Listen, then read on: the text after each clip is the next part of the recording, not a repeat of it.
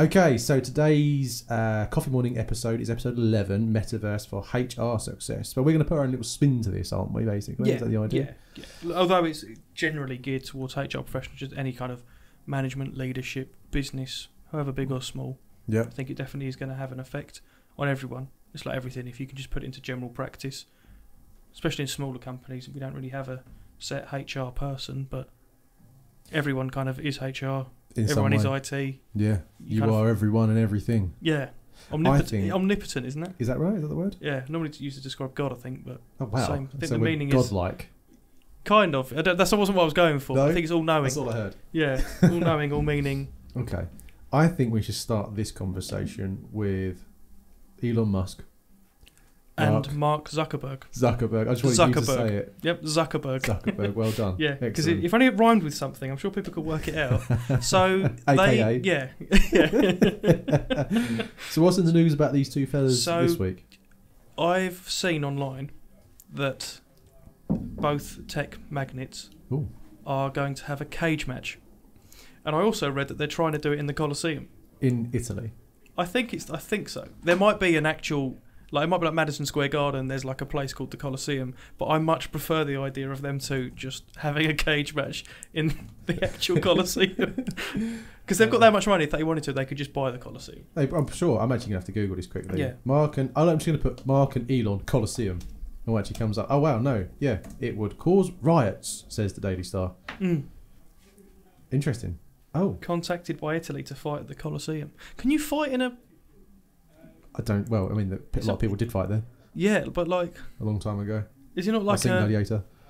Yeah, great film. Really So did they film it there? I don't know. I'd imagine they must have taken a lot of inspiration from there. They did, didn't they? I remember seeing it. They used like a CGI interpretation of what it would have been like, but they used the actual ruin as like their blueprint ultimately. Yeah. I can't believe this is real. It feels like, so the guy that set up Facebook, which is now Meta, is fighting the guy that set up Tesla and SpaceX that now run Twitter. But who actually it was just started PayPal first, wasn't it? Yeah. Did he start PayPal? Yeah, I'm pretty sure. I know he's very heavily involved in PayPal. Maybe not started, but I know he was very influential there. I'm sure he was. He did start it. He did start PayPal. There you go. We just wanted that confirmation, reaffirmation that we was right. Yeah, from the people that actually know what they're talking about behind the scenes. All the really angry comments. That's not correct, man. Yeah. And so Dana White's obviously like going to organise it as like an exhibition match. Wow. I think the winner should take the other one's company. Oh yeah, let's put some stakes on this. But yeah, so that's when they say like the tech battle. Do you reckon they'll actually physically do it, or will it be like in a metaverse? Oh, could you imagine? It's just them in the Colosseum playing like Mortal Kombat. That's what I'm saying. The new one's I cannot see these two fellas fighting. That'd be really cool. Would be pretty cool. Wouldn't it? They should do like a triathlete, where it's like they have to have an actual physical cage match, which I think would just be random but quite funny. Cool fun. Street Fighter on the arcade, Mortal Kombat on the arcade. Winner takes all. Winner takes the other one's company. But yeah, so that's kind of where Metaverse is going. Ultimately. Tech billionaires are having cage fights in Italian historic monuments. Yes, ultimately. Is that kind of what we're saying with this? Yes, that's basically the long and short of it, and that's how you can use it in your HR strategy. Yeah. So tune in next week, guys, for more dedicated insight. Yeah. But I think it's a good segue back into it, right? So Metaverse, I think I was quite scared when I started thinking about and learning about what this could actually mean. But in just everyday reality, we're doing a lot of this virtual world anyway, right? Yeah, yeah. So a lot of it is around, like the big thing that I saw, and I kind of agreed with you, is like when you saw the launch of it from Meta, it was like you can have virtual office spaces. Yeah. Whereas rather than having like, I'll jump on a Teams call, you kind of, I get the gist of it, is you kind of put the headset on and then you can kind of interact with people from the comfort of your own home, but you have that virtual office space. Yeah, so it's literally like an avatar. Yeah. That's what you got. Do you reckon you get credits to start and you can get like earring, glasses, hat? Well, I think Alfie was saying earlier that like Nike have actually paid to have I cannot believe a Metaverse store. This is incredible. Yeah. I thought when he was talking about it, as in you can have a Metaverse store, so your avatar can wear these trainers so you would know in real life what they're like, but that's not actually what they're doing it for, is it? No, I think it's specifically like you own the trainers in the Metaverse. Wow. So, yeah, it's very Ready Player One. It's sort of massively stuff. Ready Player One. Yeah, I love that book as well. Yeah, I love the film because I'm not a great reader, but it's equally as good. Well, do you know what? Funny story. So, I had found out about that story, that book, when I was probably about 10 years ago, it must have been, and I was in HMV at the back. So that Waterstones is like in HMV now. I know they've got their own standalone, but this one in Basildon had its own Waterstones at the back. And the guy that worked there was a big sci-fi dude anyway. He basically wrote his own reviews and put a little note on each like bookcase. Oh, almost. that's well cool. So if you had like Ready Player One and all these other books like Lord of the Rings and whatnot, and he'd put his own review on there, and he was in there, and I was like browsing around, and he said like, "What you into?" Da, da, da, da, da. And he said, "You just got to read this book," and I can't literally. I think it's one of those books you kind of picked up, and I definitely did, and I just did not put it down because I was just so like in on this story, because it was really exactly what this is leaning in towards now, to kind of go, you need to stay at home more because it's not safe to go outside, but you can do all the things you want to in our virtual world. So the Oasis, which is basically Meta, and you've got an avatar. You start as level 1, and you are very basic, blue jeans, grey t-shirt, just like the default avatar skin, but you've got to do certain things within the Oasis to gain better, I don't know, gear or whatever it may be, or go on these different quests on different planets, and you've got to get your own coin. And you kind of think about the real world and think, oh my god, we've got Metaverse, we've got Bitcoin, we've got NFTs, sorry, and it's all basically written in this sodding book that was like published 20 years ago. I don't think it's even 10 years old. I think it's older than that. Yeah, I was going to say it's not a new. And you kind of go, wow, is that what we're leading towards? I know these like big conspiracy people talk about the Simpsons and how they got it right all those years ago. And I'm reading this book, looking at the real world, going, with the Simpsons, I think if you make enough episodes of the Simpsons, eventually something will land. I think it's just uncanny how they've managed to almost mimic what's actually going on in real life, but 20 years ago. Yeah. That is crazy. Yeah, I mean, you could do a whole episode about that, but that is quite strange. But yeah, I'm just interested in seeing this. Researchers predict that by 2026, 1 in 4 people will spend at least an hour a day in the metaverse for work, shopping, education, socialising or entertainment. So do you reckon it will be like... Between 10 and 30 trillion. Wow. Do you feel like it could be the next lakeside of Bluewater, Westfield, if you're not... I 100% think that would be great. Would be, wouldn't it? Because if you upload yourself... Ooh. onto the metaverse. Yeah. I've seen it. It's a very different version. But I've seen it before where someone goes, "Oh, what would I look like wearing this jacket?" Yeah. So they get a cutout of themselves, and then they just put and it's either missing the jeans, and then they just hold the cardboard cutout on the website, see what they look like in the clothes. And it's kind of like that. They do it with sunglasses, don't they? They do, and I've actually seen some fashion brands tried this a long time ago, where you took a photo of yourself, and you'd go to the shop, and you could almost virtually put clothes on and get an idea of what it'd be like, so you didn't have to go through the changing room and actually try clothes on. You just knew, so you could just buy it and then off you go. This just seems to be 2.0 of that now, doesn't it? Yeah, so I get the shopping bit definitely, especially in terms of like clothes, trainers, things like that. Education, I think that's definitely a good point. Well, here's a funny thing. Gamification and trying to get kids a lot more involved in actually wanting to learn. Well, here's a funny thing. So now COVID's over, whatever. There was a guy that I spoke to, met at Jake's football training. So he was just like another dad, but he was, I don't think he was head teacher, but he was definitely senior in a senior school. And he was saying, this is well after COVID, he was going, you would not believe the amount of kids that are still outside of school, that don't go to school, because their families are still kind of worried about the effects of COVID, what they could bring back for elderly people, that type of stuff. And then obviously there's this percentage of people that are just doing it because they just can't be asked to send their kids back, or they just don't want to go. There's always going to be that percentage, right? But if you was like, okay, you don't actually have to physically go back to school, but you can go virtually. Yeah. You know what I mean? That's pretty out there. Yeah, definitely. Like, I'm even thinking like, my brother's been doing his GCSEs and just finished secondary school, which is mental to think. How has that happened? Yeah, literally like, my youngest brother's like out of school. Wow, dangerous. But there you go. Well, it is dangerous. Yeah. So, but yeah, like he was doing like extra tutoring, and it was all on Teams, and you don't have to go to a classroom outside. No. But yeah, I think definitely in terms of like how they can use it to like gamification of education. I think it's a massive one. Well, entertainment makes a lot of sense. Yeah, it does. Rather than go to the cinema. Yeah, but you are already on this so much. Yeah. So this is just the next evolution of the phone, right? All these things we're talking about, you pretty much can just do on your phone. Do you ever look at the amount of hours you actually spend on your phone a day? Not anymore. Does it do that? Yeah, mine's bad. Look at this, 2 hours and 49 minutes today. And it's what? Yeah, I think mine would be more than. I think mine would be double digits. Is it? Yeah, because I listen to music when I go to sleep. Yeah, I do that as well, to be fair. And then I get to work and I'm on my phone, making calls or looking at emails or. But it's crazy, isn't it? I spend more time on LinkedIn. How ironic is that? Really? Yeah. And it gives you like an average on a day as well. I can't remember where mine is now. 2.5 hours a day.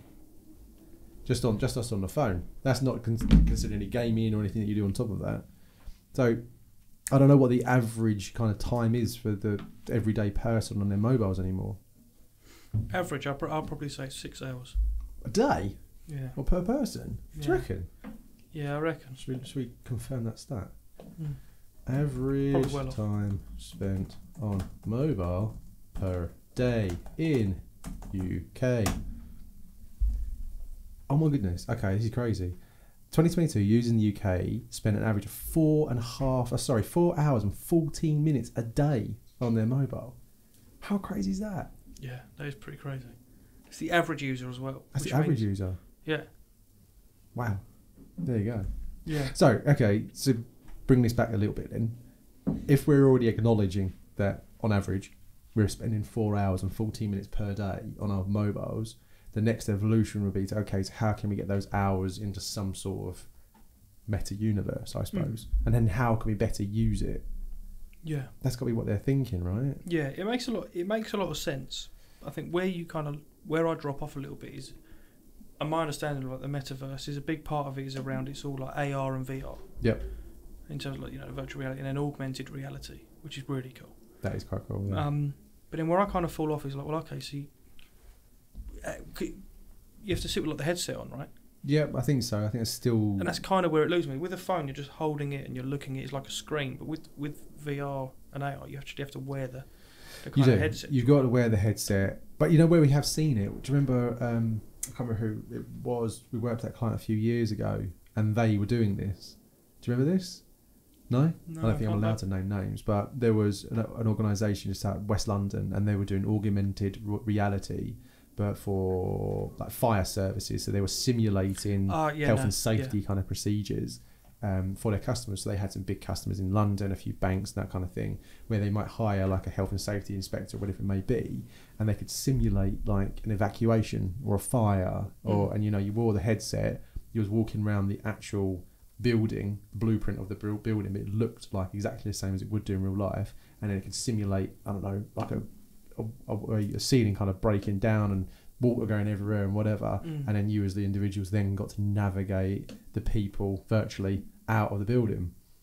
Yeah, it's so cool. How mad's that? That makes a lot of sense in my mind as well in terms of like practical application for things. Yeah, because if you're if you're doing something like that, it's difficult to learn that in a classroom and on a computer screen. But if you're kind of in it, it makes a lot of sense. I think this could be, especially in terms of like, because even just going back to education. So like my brother's saying, I want to go into like trades and labour. Yeah. Whether it's plumbing or sparking or whatever it may be. But they're quite hands-on things. So it's like, okay, put a headset on, show me, like your exam is, using this, go and wire, put a box in. Go and put a light up. Yeah, go and put a light up. Go and change the fuse board. This is where I think it could go. So even though we're talking about it... But then I guess the difference for those is like, we'll just do it anyway. You could, but you might not be able to. So I think this is where it gets to. So say, for example, you was looking to hire X amount of plumbers or electricians or whatever in the UK, you're a big organisation, you don't have to bring them to a physical site. You can just send it out to them virtually and go, right, your scenario is on this link, just log into it and off you go. So I think that's the idea of it. Okay. So if you're doing things on mass, it works really, really well, or super specific for that matter. But like you said, I still like the tactile real life, whereas like if you can do it real, then you should. But we already are starting to see it from a HR perspective. We obviously, and this is what makes me laugh, I suppose is the right word, that when you think about how long we've had video technology in our mobiles and our laptops and that, I've never used it, not really. No. There was like a very weird moment way before COVID where it was like, it's just too novel, really, to actually think about doing a meeting virtually. And then COVID come along, it's like, oh god, no, everything can be done by video. It's like, yeah, I've been telling you that for about 10 years. Yeah, like, but also I feel like, how often do you FaceTime people? But then if you not as much as you, not then. Yeah, but then now it's like second, like a lot of people just don't You see it now all the time, don't you? Yeah, so often you just FaceTime someone rather than call them. But that's still awkward, isn't it? You've got to walk around doing FaceTime like this. Hello, right? And you end up shouting at it still. Yeah, I always just turn the camera off and just speak normally. I'm not one for that. But yeah, I think it's definitely more common now than it was before. But yeah, so I think a lot of it is pushing the technology as well. It's like things you can't do in the physical world. I think that's a big part of it. Like while it works for like vocational things like that, is wider kind of picture stuff. I think this is the point, isn't it? That was the first very inept kind of iteration of what it must give them the idea to go, okay, everyone is now buying into this idea that you can do things virtually. And I think as generations go on, they want this more. And you think about graduates and stuff coming through, they want this flexibility. I want to work from home. And you're like, why? I get it, but why? Like, surely you want to like move out of that, like, but not. Okay, fine. So then, what's the next answer? Fine. Well, let's give you a headset. You don't have to move off your chair then for 10 hours a day. That, I don't know. To me, that's kind of where the extreme of it. I think that's kind of where I see it going. It's brilliant and it's dangerous, and it's just exactly the same with like AI and all the rest of it. But I'm almost sick of it already. I look at it every time I look over LinkedIn. Oh, AI can do this. I can do that. It's like, I just like to think about it myself for a minute. I like the support on it, but to actually use that grey matter that I was born with for just more than a second at the moment would be quite nice. Yeah, definitely. In terms of like churning out data and just trying to find answers quickly, I think it's brilliant. But it is cool for that. I think it's, in terms of finding shortcuts, it definitely can help. But do you not feel like that's the danger of it though? Yeah, because we were kind of talking about it earlier with in terms of like, okay, because Eloise just done her graduation. So it's like, okay, she's like, if I knew ChatGPT and AI was a thing, I would have gone and done my masters. Because like, you think how many students now are just throwing it into ChatGPT and then just rewording it. Well, you can. I mean, the information is relatively accurate. There are still errors, and it pulls it from all sorts of places. You still got to verify what you're reading and what you're consuming, what you're going to regurgitate out there. So you still have to put some thought into it. But yeah, there's got to be plenty of people that are looking at it and just going, I'll just carbon copy it, or the AI at least mimic it. The ChatGPT passed the bar exam and a medical exam. I believe it did. Yeah. So if you got that side of the data side, I think that would go so far. And then you've got this metaverse. Ultimately, it's just emulating yourself in a virtual world, isn't it? That's the kind of long end game of it. I remember seeing that EE advert. You've seen that? The guy who's doing like the... Yes, Kevin Bacon. Yeah, Kevin Bacon. Kevin Bacon. He's not actually doing it though, is he? Like... The barber's the one actually in the one that's... So full context, it's basically a team from EE, isn't it? Oh no, it couldn't have been. It was a team of barbers, I think it was, who literally hiked to the top of this mountain with a Wi-Fi modem ultimately, a chair and a robot and a guy that needed a cleanly cut, razor cut shave. Yep. And he got the guy in the barbers somewhere in the UK to do it, even though the actual guy having the clean cut was like 2,000 miles away. Yeah. And he was using a robot to do it and mimic it. Yeah. That's mad. It's so good. You see that quite a lot in healthcare now. So a lot of these robotics are being used. So if you're a doctor and you're a surgeon, obviously being a good surgeon is quite rare globally speaking. There's obviously smaller population than plumbers, for example. So what they're trying to do now is use robotics as a way that the robot will do the surgery, but who's controlling it is the actual surgeon that could be a million miles away. And he's got his headset on and he's got all like the gear on and he's literally just manipulating the instruments inside the host, but it could be like in a completely different country. Wow. And I guess even for like training and practice, and because like if you're a surgeon, it's difficult to, if you're a heart surgeon, you can't just continually practice heart surgery. It's not ideal. It's not ideal. And I think if you're practicing, you probably shouldn't be operating. So in terms of just like honing skills and that sort of things, it's definitely useful. I think that's where there's a lot of logic in Meta, or something like a Meta. I think I don't think I trust Facebook to do my surgery, though, if I'm honest. No. Not at this point. No, not yet. After the cage match. I want to see how they fight first. Yeah, let me see how you fight in the cage and let's see how much damage Elon does first before I trust Who would win? I have to say Elon Musk. You reckon? Although Mark Zuckerberg does act like a robot. He's scrappy, I reckon. Yeah. If we could fight, I think pay-per-view. It'd have to be Metaverse pay-per-view. It would have to be. You'd have to buy it in Bitcoin or something. Yeah. Or Ethereum. It's the only way to buy the ticket. Yeah. Do you know what? But throwing it back to HR and recruitment. Yes, because that's what we talk about. To actually talk about what we're meant to be talking about for once, I think 100% where this would come in is people. What we found anyway is that remote interviews, video interviews, have become so much more popular because it's difficult for people to get away from work. Yep. It's easier for people to say, I'm working from home. They don't have to worry about the commute and getting caught out, telling white lies behind their current employers' backs. Kind of we're seeing that a lot at the moment as well. Really? Yeah, definitely. Because I work from home. It's difficult for me to just leave the office and travel on site. It might take me half an hour to get there. I'm there for an hour, so all of a sudden I'm working, but I'm away from the desk for 2 hours. So there's the excuse not to come in. Yeah, which makes sense. Time. I think once people have been to the office and they kind of see it, then they can do video calls either side of that. But if you have a virtual office space and this augmented VR reality and you're interviewing someone, you can kind of say, right, okay, we can kind of walk you through the office. This is almost like a walkthrough of the office.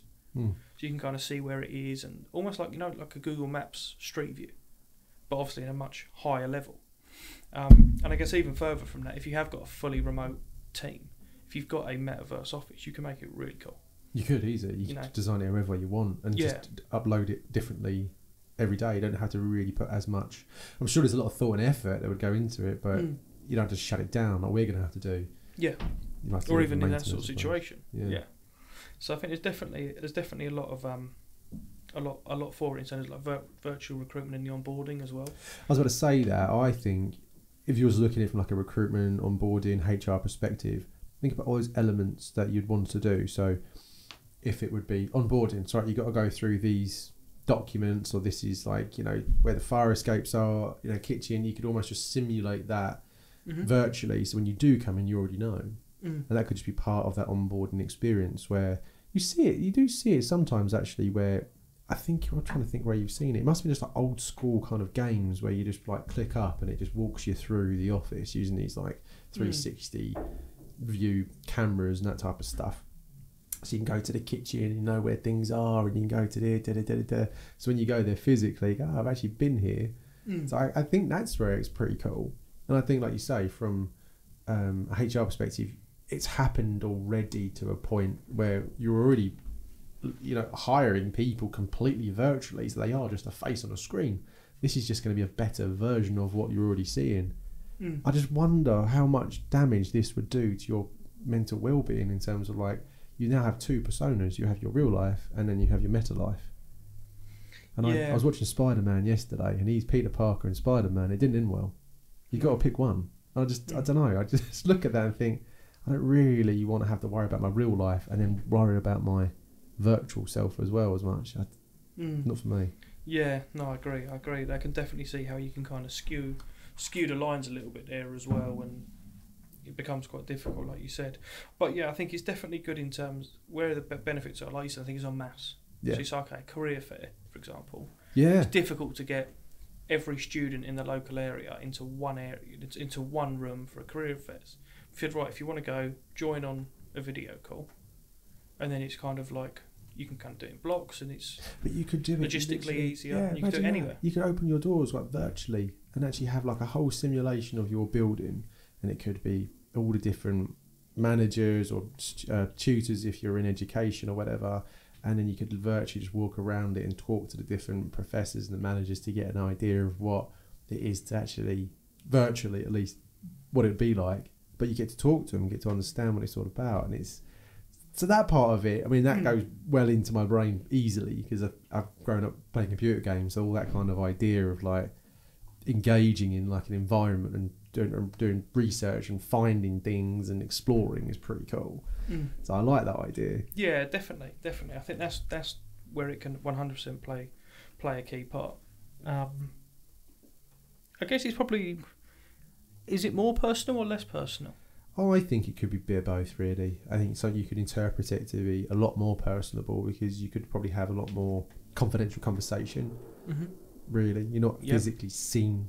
Like if you're talking to HR about something that's quite sensitive or whatever, you could just do that virtually, but still in a professional kind of setting. So I think that's where it could be very beneficial. So that's a really good point, actually, especially for things that people, you know, don't want to kind of make public as well. Yeah. You know, I mean, we've got there's only 20 of us in the office, and it's an open door policy. So it's pretty. You know, if someone needs to have a chat with you or Phil or Ben or whoever, I'm busy. Yeah, it's like busy, but it's pretty. You just knock on the door and just either are you in? Yeah. But yeah, I could imagine if you've not got that kind of environment, and also it's quite a loud office anyway, so you don't really notice when that's happening. But you can imagine if it's like an accountancy maybe, where it might be a little bit more quiet because people are, you know, looking at data and numbers and that sort of thing. If someone knocks in the director's room and then the door slams shut, you can't go. Everyone's like, okay, what's happening in there? Ooh, yeah. You know? Or even in terms of like in-house recruiters, where they maybe don't want to have conversations in the office about what people are looking for and what roles are paying, where it's confidential information. But you can kind of jump into separate rooms and do it that way. I guess I wholly get it if you're a remote or very hybrid business, and you don't want to lose that culture. Yep. But you could do it in. I think that's the whole point of this, isn't it? It's not really to replace it completely. Because I won't name names, but we had a client that were fully remote, but their rule was that you had to have your video camera on at all times and be in the call. Yeah. And a lot of people would say that's really invasive.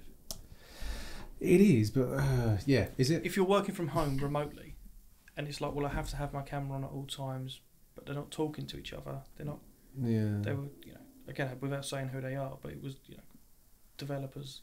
It did work for them, though, didn't it?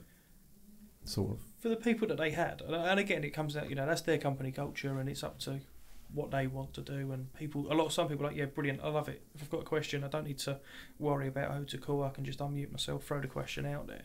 Yeah. But I guess if it's just in your own home, I kind of get that. Then sometimes it could be a bit invasive. I guess if you're in if everyone's doing it and it's like this virtual space that you're in, I guess that makes a lot more sense in terms of, okay, it's a more collaborative unit. I don't have to worry about, I need to call Tom because I need to call Tom and see if he's available. Wait for him to call me back.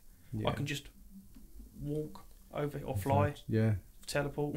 Because it's kind of endless as well, right? In terms of how quirky and it starts becoming novel, doesn't it? I can imagine it, and we'll definitely see it. Where it have this like base idea, like version 1.0, right? Yeah. And it will be just very whatever, and then it will just start becoming DLC and like add-ons and all this kind of stuff. So I'm just thinking, if it was our office, if our office wasn't the Death Star, I'd be having serious concerns. But that's how you would do, wouldn't it? I think that's honestly, you've watched the Ready Player One, haven't you? So this is exactly what this book describes ultimately. You design planets and you design your world and offices and everything the way you want it, and in collective minds like it, like a clan ultimately. I think it's pretty cool. Here's where I fall out of love with the Metaverse. When they showed it off, there was a couple of things I thought, right, this definitely isn't ready. Number one was it's Minecraft. The avatars look like they were out of the Nintendo Wii. Yeah, they do, like Mii's, aren't they? Yeah. I kind of like that look, but I thought, okay, this is for how much you've spent on this, guys. I was expecting better graphics. And the second point is, like, you're going to make this Metaverse office environment, and you've gone for the blandest office in the world. Yeah, they haven't been very creative. That's what I mean. Like, I think if you're going to go down that route, I know it's a concept, but you'd think they'd kind of make it jazz more. It up a little bit. Yeah, exactly. I think that's where it would work. If you go, okay, this is actually quite a cool space. Like, it's different. You can really personalise it to fit your business and your culture. And everyone's individual personalities as well. Perhaps that's the whole idea, is just giving people a sense of what is possible. But I look at it and think, like you say, it's nothing computer games haven't been doing for the past 20 years already. Yeah. And if you think about it, life is just one big computer game. Oh my God. Is this real? Are we in a simulation? Yeah, it's just, instead of the side quests being, go to this farm and grab these apples and give it back to this person, it's just like, the side quest is Fallout too much. Yeah, literally, like the side quest is a little bit more boring. Yeah. You're not fighting. Okay, right. So you mentioned a good point here, and you talked about gamification earlier. So actually, maybe this is exactly where it could go. So you think about performance and hiring and education or whatever. You could almost like run it like a game. Yeah. Couldn't you? Quite boring game. It was really boring. Like, yeah, you go to the quest giver and it's your manager. Oh, He goes, no. I need you to complete the PowerPoint presentation. If you do it, you get loads of XP. And if you get enough XP, I'll give you a promotion and a pay rise. Yeah. So you get paid in XP. Is that where this is going? We're going to get paid in XP. Well, do you know what? Yeah, you say, right, do you know what? You need X amount of XP to level up. Yeah. And then you pick a perk. So your perk is accounting. What are you good with? Numbers. Yeah, so you're like, I'm a level. Yeah, so you're like, I'm a level 14 accountant. Yeah, well, that's pretty good. I don't know. Are we going to, way off with this? I don't know if we are. I can kind of see that. I can kind of see it going that way. It would make a lot of sense to me. It would, because, and you could easily do it, because what value would you have as actual physical cash in that world? You wouldn't. It would only be Bitcoin or like digital currency and perks and experience, right? Man. I think that, yeah. I do like the XP system in terms of actually like how you get promoted. Like do it. Like it's probably more easier said than done in our line of work, because it's quite numbers driven anyway.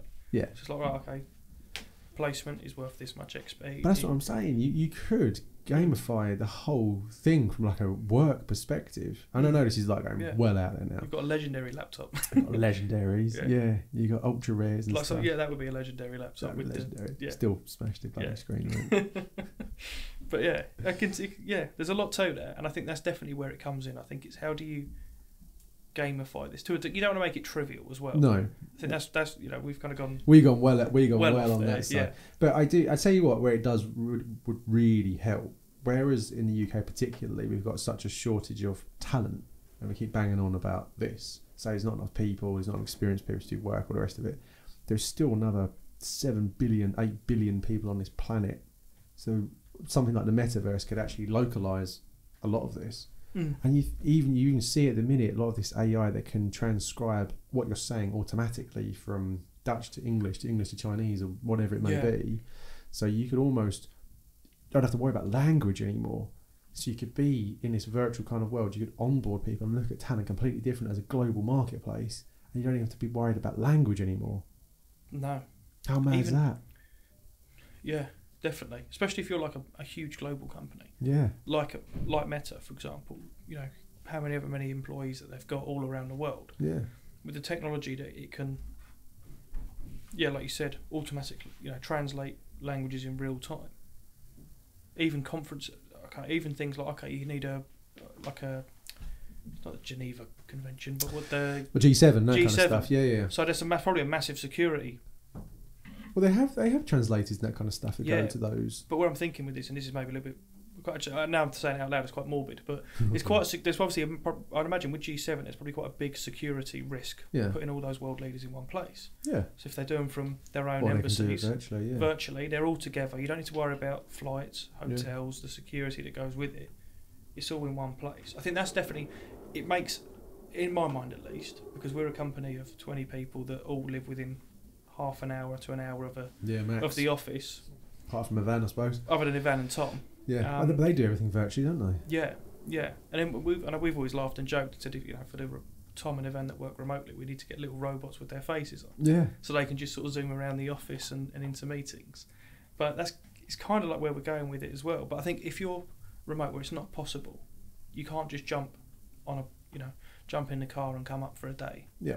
You can't just fly across the country. It makes a hell of a lot of space to have that environment. I think so. I think that's where it becomes very interesting. So training as well from an N&D perspective is massive. What do you think just about an inclusion perspective? Like you say, remote workers that can't be in every day.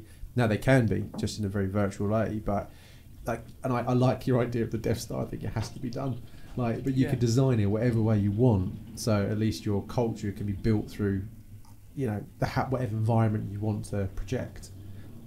That for me is pretty mad. And I know this sounds so out there, but when you think about it, we're on the cusp of it. It's already coming, so it's not like from a D&I perspective. Could it almost remove any kind of bias or any kind of? In what way? So you're done on an avatar, right? And it's obviously got your voice. But if you just said everyone's got the same avatar, the same voice, you don't know who that person is behind that avatar. It would remove any kind of sexism, racism, any other kind of diversity, equality, and inclusion issues. I suppose then you haven't got any sort of personality. It does become robotic in that kind of sense from that point. But something to think about, though. Yeah, I think so. I think you definitely, I suppose, 100%, because you can be whoever you want to be as an avatar, and it doesn't matter what sex or religion or background you come from, because your only metric really is your XP in this sense. But you know, seriously speaking, why not? Because then all of a sudden you don't have to worry about the everyday runnings of things. It's more just like you're hiring these individuals virtually to do the job. You've got all the same environment, all the same tools at your disposal. You're treated exactly the same, and you can almost report on it in real time, so you know exactly what's going on. So, well, again, this is probably a bit too far away, but in one sense, this is kind of where you could start thinking from like a D&I, a culture perspective, how you can bring more people together and showcase why your company's good, or what's actually going on, or why this onboarding is so important in a lot more streamlined, concise way. And it's still a bit more personable, because no matter what way you think about it, if you're just reading something, that's one thing. If you see images, it's a bit better. Videos obviously are a lot more kind of enticing, and this is the next interaction with it. To be like, now this is going to be live on screen, but they're actually real people you can just chat to in an avatar form. Yeah. Like, and this is just the first iteration of it as well. You could probably get to a point where you don't need a headset. I'm just thinking. Well, that's the next one. Spoilers if you haven't seen a show called Black Mirror. Yeah, which one were we talking about? It's the one where they've got it's the game, and then you put it, and you just tap the thing, and then you just and then you're in the game. Yeah, I think it was a Haunted House one, wasn't it? No. It's like two friends in a fighting game. I don't remember seeing that one. Yeah, it's quite It's the actor from Breaking Bad. Is it? What? Aaron Paul. Aaron Paul. Really? No. Is that the new series? Yeah. Oh, spoilers! I've not seen that. This is an older one. It's like the one with. It was the same season when they had Miley Cyrus. I didn't see that season. I don't think. Yeah. I've started watching the new ones. The new ones are pretty good actually. Yeah. Aren't they? They're pretty cool. But all it is like a little chip that they put on. Yeah. They press the button, and then they literally lay down, shut their eyes, and then they're in the game. They feel absolutely everything. No way. Yeah. But it doesn't have to be a headset. We were saying about the headset. It doesn't have to be a headset. You could get to the point where it's literally just something that you put on the side of your head. You don't even notice, and then you're away. That's crazy. You know, it's quite scary. How that is scary. Yeah. It says on here as well. Discuss. Look at the potential around mental health and wellness initiatives as well. Just even thinking it from another perspective, it's like, okay, in terms of like therapy and seeing counsellors. It's quite a personal thing. If you're super personal, but if you're seeking support, it's not always easy to leave the house and see them. And I know you can do it on video call, but as well, it's just more interactive. And I think, like you said, it's that next step above. Yeah, it's just that interaction piece. I think we've already come to accustomed to video so quickly, but that's been super intense for a lot of people, hasn't it? It's like, this is the way you just have to do it. And then we've kind of lived that life for 3 years. But I think you're right. I think that's the advancement of it. It's just kind of going, okay, well, so what is next? And it is about just more interactive video, in a virtual kind of way. That's really. Yeah, you could even have relaxation rooms, or you could even have like breakaway spaces, which is difficult to do in an office. Yeah. In real life, or I think the biggest thing is when you're working fully remote and you're just jumping on video calls all the time. It's draining, as well. It is quite tiring. Jumping on video call, whereas this is quite interactive. You feel like you're there. Yeah, you'd be on it all day rather than most of the day. Yeah. But I suppose the idea is that you're not on like video, so to speak, all the time. You're still doing your own thing, but just I don't know. It's still very much in that virtual sense, though, isn't it? Yeah. But I guess there's a disconnect of like, right, okay, because a lot of people are saying like the fake commute to work. In terms of I'm working remotely, but I struggle to switch between work and home life. It sounds a bit fake. If you put the headset on, then you're in it, because it feels so real, because you're actually in it. You're looking around. You're not just staring at a blank screen. I think there's a workforce people have used the commute to disconnect. That I definitely used to. I know when I used to work in London, you had 35 minutes between like Billericay and Liverpool Street, and in those 35 minutes, you had time to decompress before you got home. And particularly if you had like a stressful day, that was that moment because you had to be quiet and still and just because you can't go anywhere. Yeah. And so you had to just take this minute just to come down a level before you get off the train. And I hear that. I think that's the problem with the workforce today, and that's why burnout is so kind of apparent. That's why people are moving so much, because it's this work-life blending, work-life balance, or whatever you want to kind of call it. It's not real in the sense of you could to be on for 8 hours a day and you're just churning, and then you literally got turned around and you're making dinner and you're like, I haven't decompressed this yet. I haven't switched from like work to life mode. And I don't like this work-life blending thing. I think this is all bollocks, in my personal opinion. I think it's just about having healthy boundaries, but it's just understanding what that means. And I think employers have got to do a better job in terms of understanding where you should be on and where you need respite. And equally, as a human, as an employee, stop worrying so much and actually just be good to yourself and actually go, right, I'm working now between these hours, set those parameters out, and then when it comes to this, these other priorities are coming in. Because let's honestly face it, if you've got any sort of family priority outside of work, that's always going to be priority number one. Yeah. Always. Yeah. There's nothing that's ever going to be there. There's nothing in your working day that you can do that's ever going to challenge what is going on in your private life. So in my mind, if you do think the other way, you should be speaking to a virtual shrink. Like. Yeah, I saw something on LinkedIn the other day, and I thought it was quite powerful. It was like, your family won't remember the reports you sent, but they'll remember the night you didn't come home for dinner. 100%. And that is so true. So I think that's where people should start weighing in that and actually put that into their mind of going, that's how you get a better balance, by having healthy boundaries, by going, that is a priority just as much as filling out that report today. And that starts at 6 o'clock, 5 o'clock, 4 o'clock, whatever time you finish. But you need that decompression time still. I think that's the bit that's still missing, is that how do you kind of decompress from your work to your private life within the click of a button? And that to me just seems a little bit alien and way too out there. Yeah, definitely. I think it works a lot better for meetings as well, because I think the video meeting, like we've tried it during lockdown as well. It's like when you've got and there's that time probably 10 of us on a video call. It's always difficult because someone talks over someone, and it doesn't work, does it? Very well. Yeah. But it's interesting. Performance evaluation and feedback, employee recognition and rewards as well. I think that's definitely a big one in terms of those private conversations away from everyone. You don't know what anyone's hearing or people are seeing as well. It definitely helps. Yeah, definitely. But yeah, I think it kind of goes on to the flip side as well of the dangers as well, and I think there definitely is this danger. I know we kind of laughed and joked when we kind of went through the thing about people turn into like WALL-E, the film WALL-E, where it's like with automation, everything's done for you. You're in a metaverse, you don't need to go anywhere. We kind of said about Ready Player One as well, but I think there definitely is that as well, where it can disconnect people, and it's almost it doesn't become real. Yeah, it's almost like you said, you kind of take it too far, and it's like, well, okay, how do I disconnect? And if I'm constantly in this metaverse, I go finish work. I haven't left my house, but I finish work and I go shopping in the metaverse, and then I go and watch a film in the metaverse, and all of a sudden it's like I haven't moved. Yeah,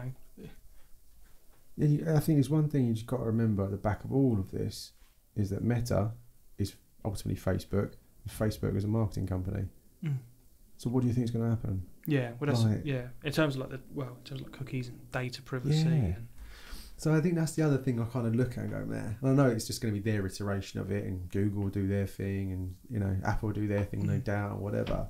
But I think that's the one thing that still gets to me more than anything is like when you're on that phone, how much of it is adverts that you're scrolling through on Instagram and TikTok and Facebook and all the rest of it. A lot of it is. So all of it is. It's like influencers. It's what they do. I love influencers. I think they're brilliant, and they definitely have their place in this world. But they get so caught up, and you've got to take a minute to go, you're just a marketeer. That's what you are. Influencer is just a good marketeer. Yeah, exactly. You know what I mean? So it's like, we live in this world just to be sold to, and now you want to put us in a virtual world to be sold to all the time. Yeah.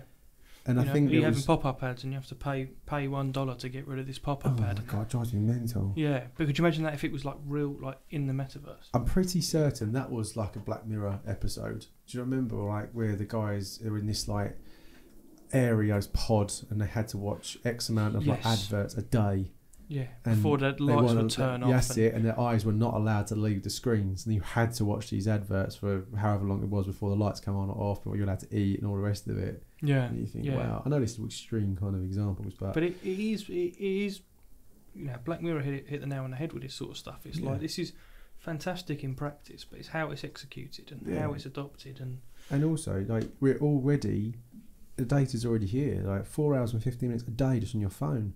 And that's the average. That's the average. Like mine's probably 10. Do you reckon it's that much? Wow. Because I've always got music on in the background at home. So all of a sudden, I think this is active time. Active time. Yeah. So what it's like saying is, if you had music on, but you're just using your phone, basically. Okay. So you could, like, for me, like Spotify 11 minutes, but I've definitely been listening to music more than 11 minutes today. Okay. So it's just Tell me that detects the eye. Does it detect your eyes? Oh right. Okay. So your phone's literally. Oh. So that's how they're calculating time actually physically on the phone, rather than just, you know, using music and that kind of stuff. Sure, maybe. So I'd imagine though, if you things like YouTube and that kind of stuff, maybe it's a mixture of the two. Like if you're actually watching something, but then they're getting your eye. Yeah. Because the new PlayStation VR headset's got that, hasn't it? It tracks your eye movement. Does it? Yeah. So when you got it on, that's the way they described it. They know where you're looking. They've got these sensors that are literally like this far away from your eyes, and they actually can see where you're looking. So when you're like firing an arrow, for example, or whatever in the VR world, where if you're looking at it, it will kind of target where you're looking. Really? And that's here now. That's something you just go after, I mean, you know, Smiths or whatever, or Amazon, and buy it. Yeah, I have to say, for two people that like you and I that are very much into our gaming, VR's never really something that I've got into. Not really. I still, again, I just find it too novel. I don't really want to sit there and look like a bellend with a headset on in my lounge. It's just weird. Yeah, I'm sure it's really cool and immersive or whatever, but nah. Yeah, I'm the same. I was thinking like, no, I'm sure it's great, but you do look like a bit of but that's one thing, you do look like a bit of a bellend. Yeah, I just no. Like, could you imagine the abuse you'd get if you like? Have you seen those like gifs and that? These. I wonder where you're going with this, because I've seen one and I think. Well, that's the thing, isn't it? You could use it for all sorts of activities in entertainment, but no, I don't know. Like, I love the idea of it all, but. Nah, not enough to go out and go, yeah, I've got this VR headset. Did it. I think I looked at the Oculus Rift, I must admit. I did look at that and thought that would be pretty cool. But no, I still don't want to sit there and be fully immersed in it still. Yeah, I agree. And also, just from a safety perspective, you're so easy to burgle. If you're wearing a headset, if you're at home, I could see it now, couldn't you? If they rolled out and went, right, everyone has to go to work virtually during COVID, you have to wear a headset. Yeah. The amount of burglaries that would go up because people don't know what's going on around them. Because that's another thing as well. Like, if you can't, because I imagine it's all audio as well, right? Well, it must be. So you must have like a virtual headset for your site ultimately, and then you must have like earbuds or whatever for you to hear, and a microphone. Can't hear what's going on around you that well. No, you definitely can't see. Like, you know, it's in practical use as well. So like. Let's say you're at home and you've got a dog and you're in the virtual world in a meeting. What if your dog's got a headset? And then the dog would have to have a headset. Yeah. All your pets, goldfish particularly. Yeah, waterproof. You have to get them waterproofed. Waterproof headset. The headset's not the goldfish. They're already pretty waterproof. Sharks with lasers. But let's say something like the dog runs past or the cat knocks a cup off the table. You have to take your headset off, and what your avatar just freezes halfway during a meeting. I suppose it does. Yeah. Yeah. It would be like just as if you just froze on Teams or Zoom. Yeah.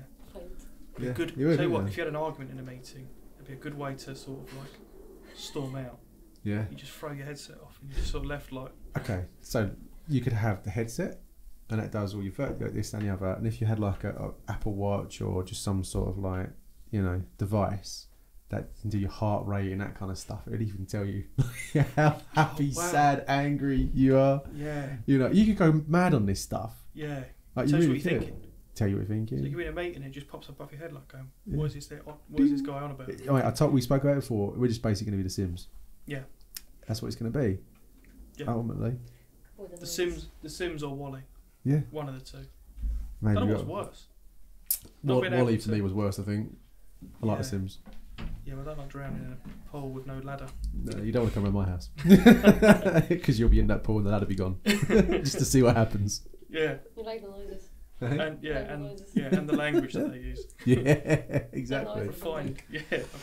So yeah. So I don't know. I think there's lots of good pluses, and I think I think there's definitely a lot of legs in it. I think it's how it's executed, and I think if it doesn't just become one big marketing data gathering. Yeah, campaign. you can create better virtual workspaces ultimately, and I think that's ultimately where there is going to be a lot of take up from companies to do this sort of thing. I think for recruiting purposes, it's blinding because you can, like I say, simulate an office environment, a lab space, you know, your technology, assessment days, universities, have it all done virtually and invite people into that world where they can see and touch and feel what's kind of going on and speak to people in a more interactive way. Yep. I think for that purpose, it's awesome. Yeah, for HR, I think L&D especially. HR L&D, again, awesome, because you can think, again, we're so used to thinking of things in such a micro-focused way. Like, oh, you have to be here in this part of London and you can only live so far away. That can eradicate all of that. So all of a sudden, decentralised workforce. You can have a decentralised workforce. And ultimately, that's where the next iteration of the web wants to be. A really decentralised, non-government, you know, owned or focused kind of platform. Sort of Bitcoin was invented the same sort of purpose, wasn't it? To decentralise things. It's still all about control in my mind, though. Yeah. No matter what way you try to tart that up. I think it's when you talk about, like, especially like things like Metaverse, Twitter, these huge companies that are so influential on so many things. They're not decentralising it from completely. They're just taking it away from the government and the traditional banks and putting it into them. They're just transferring who owns it. Yeah. So it's still centralised. Of course it is. It's just not by country. Not by the man. It's just a different man, or not, or a robot. Who knows? Or he's very robotic. Zuckerberg. Yes. I nearly went there. You did. I thought so. There was I had to catch myself. This is an interesting little stat before we kind of wrap this up. I think it kind of highlights this as well. 85% of people believe that the metaverse will impact employment at work. Do you know what? That's higher than I thought it would be. That percentage would be lower. I don't think. Yeah, I don't see why not, because it already is taking that iteration. But it's quite interesting that 85% of people are saying that. 63% of employees are worried about being monitored in the metaverse. Well, too fucking right. You should be worried about that. Yeah. Because that's going to happen. Yeah. Because that's any company is going to start thinking about that, going, yeah, you work from home, you do you. Have your headset on. I know when you're working, I know when you're not. I know where your eyes are. I know exactly what you're doing at every moment of every single day. So I'd be worried about that too. Yeah, definitely. Look at me. What do you do, Sam? I don't know. Yeah, literally. Like, looking at ads a lot. I've seen a lot of ads here. Yeah. I bought some sneakers from Nike. Yeah, literally. I was dashing out the office for a coffee. It's like, what, in the metaverse? Yeah, basically, I'm buying a virtual coffee with my virtual money.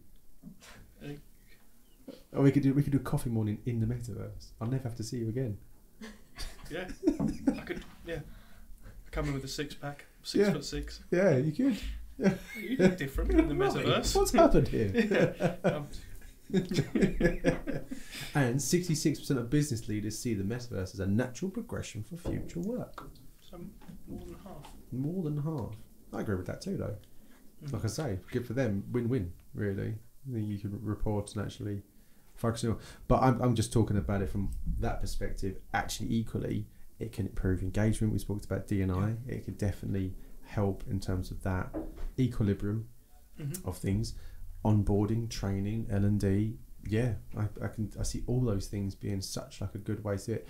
And also when you think about people that are starting with you and maybe are just joining completely remotely, to be able to still have that engagement in a virtual kind of world. And it's a funny analogy to bring it together, but you think about Call of Duty. Here's a random one. Right, work with me here. Strap in for a minute. You know, when you're in that thing, people get so ingrained in it that they've got their buddies that they're kind of doing these campaigns and stuff with, and you literally work as a team, but it's completely virtual. It's all made up. But you walk away from it feeling like you actually accomplished something.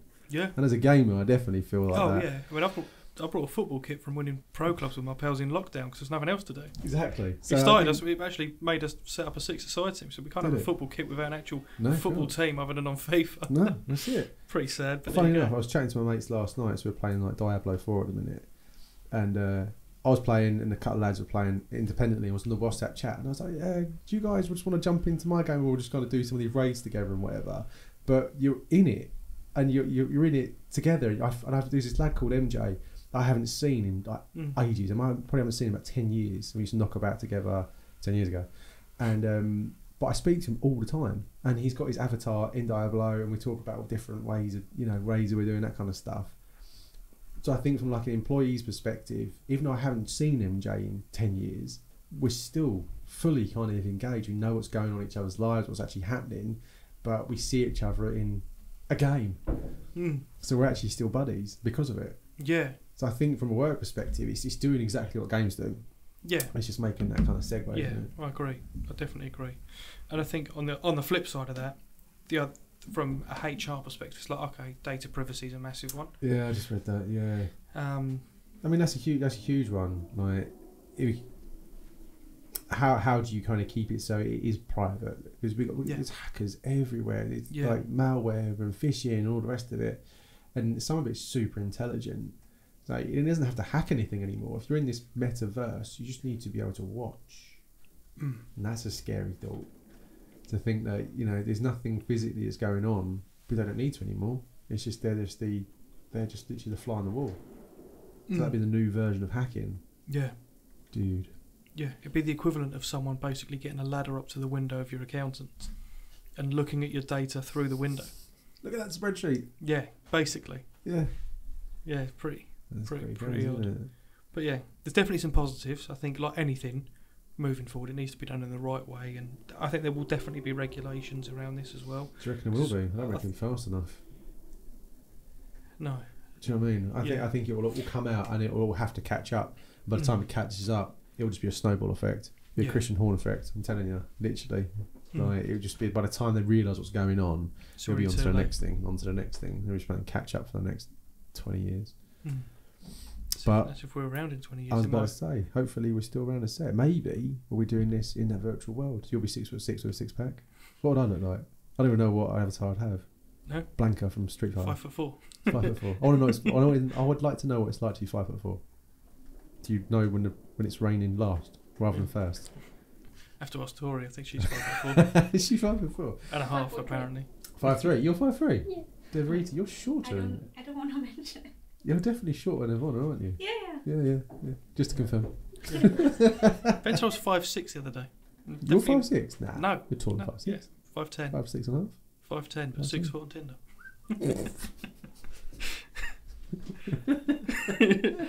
There's one to end it on. Yeah, I like that. No, I think that actually I was a bit worried about this chat, but thinking about it, I know it went well extreme on it, but I still feel that's kind of where it will go. Yeah.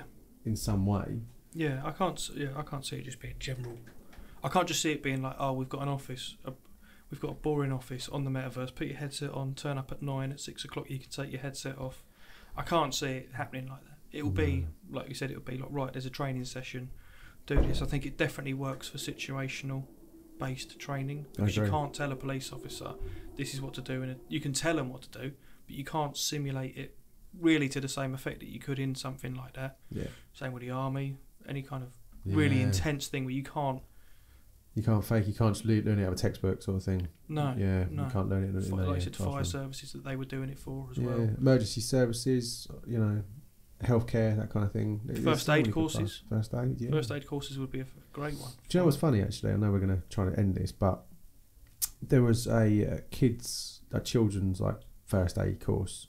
Oh, really? Yeah. And I remember like Ames got us to do it, because when Jake had his like funny thing when he was like really little. Sorry, I thought you meant a first aid course that kids did. No. No, I don't think they did it for kids, so to speak, but for like if you're a parent or an adult, like what happens if, in these typical kind of scenarios, like if they choke and that kind of stuff, like how on earth do you get chewing gum? Like, they should be chewing gum, but you get the point. Yeah.